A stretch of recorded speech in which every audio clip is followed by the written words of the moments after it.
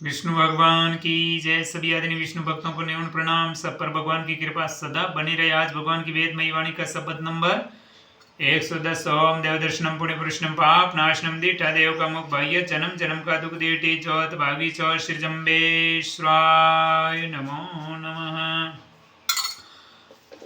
ओम मथुरा नगर की रानी ओती ओती पाट मंदिराणी तीर्थवासी जाती लोटे यति लोटे खुरसान माणक मोतीर लूटा जाय बिलु दादाणी कौले चूकी बचने हारी जी अवगुण ढांचे डोवे पाणी विष्णु को दोष किशोरे प्राणी आपे कथा कमाणी ओम स्वाहा।